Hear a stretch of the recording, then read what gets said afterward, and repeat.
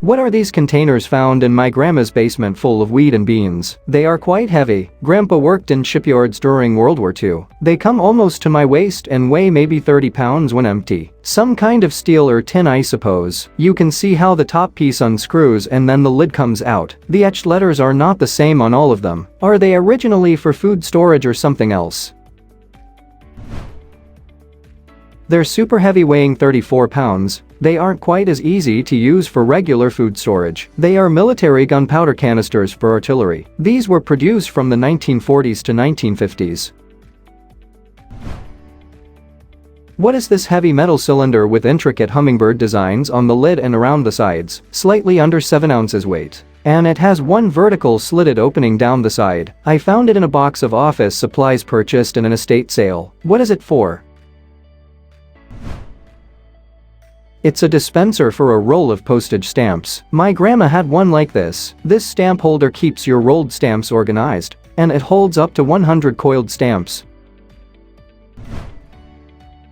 What is this? Some kind of container, around 20 centimeters long and pretty light. It's made out of metal and a sort of plastic. It won't open and there's a hole on top. It was found as a prop design on a movie set, on a fake psychologist clinic, as something on a shelf. It looks very old and not so heavy. The hole at the top made us think it's either a bottle of some kind, like a flask, or a musical instrument. Any ideas?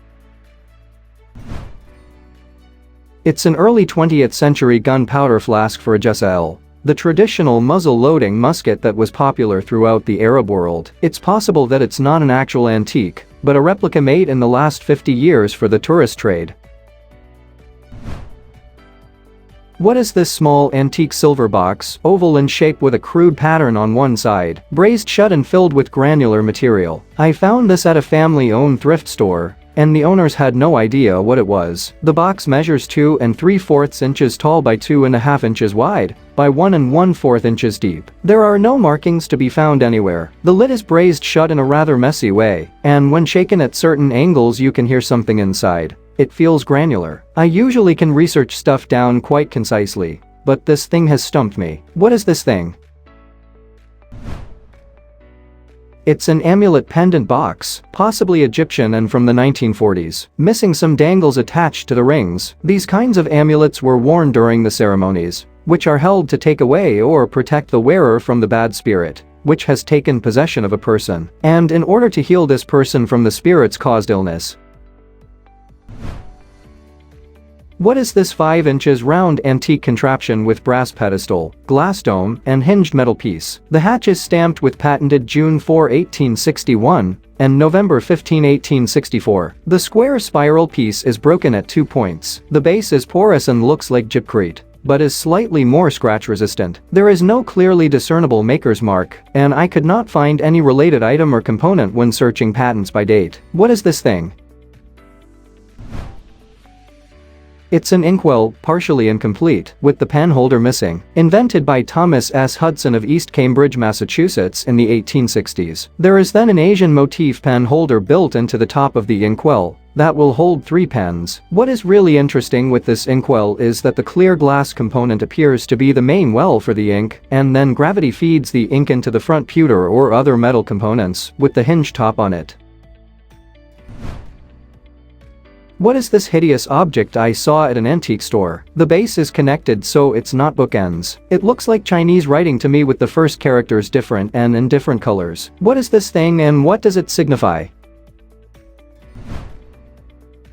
It's a jangsoon, or village guardian. It's a Korean totem pole usually made of wood. They were traditionally placed at the edges of villages to mark village boundaries and frighten away demons. They were also worshipped as village tutelary deities. They use Chinese characters for old-fashioned or traditional stuff, just like English speakers use medieval fonts and spelling to be fancy.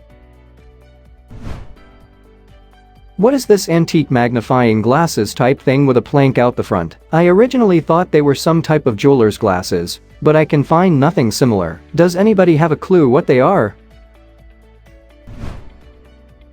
It's a stereo photo viewing goggles from the 1880s, commonly called a stereoscope, kind of like VR goggles, but not virtual. My parents are antique dealers and growing up I used to play with these. They are pretty cool.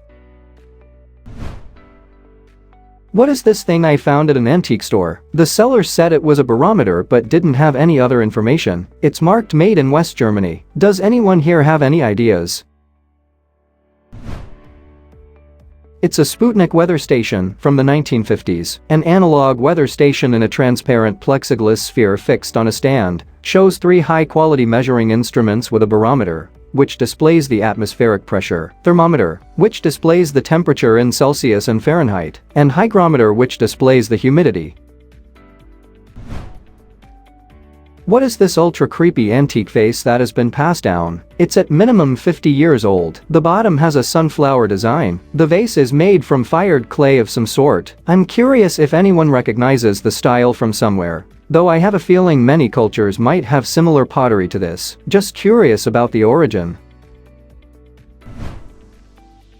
It's a pre-Columbian anthropomorphic vase in black terracotta from the Chimu period, Peru. 1000 to 1400 AD, Chimu ceramics are nourished by the Mochica and Lamba Yike cultures and are characterized by productions most often in black colors, with the use of molds for containers for domestic use, but also for ceremonial objects and other vases for offerings.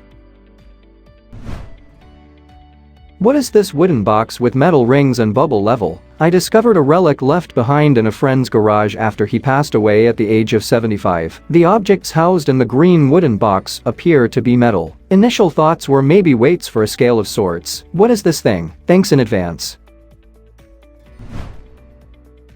This is a TELCO cable splicer's lead end plate casting kit. In the olden days, up until the 80s, TELCO splices were enclosed in lead sleeves. Where the cable entered the sleeve there was an end plate, also made of lead. The splicer was able to use this kit to custom cast whatever end plate he needed. The rings would define the diameter of the plate, and the solid rounds would be used for the entry points of the cables. The solid plate was of course the base, and the level was used to make sure the end plate had uniform thickness. I spliced cable for 2 years in the early 80s. I had an identical kit on my truck at that time.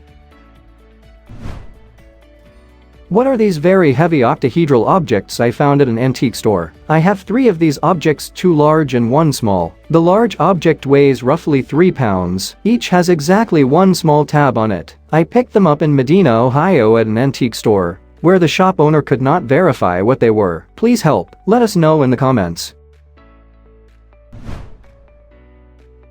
Thanks for watching. Let's make life fun.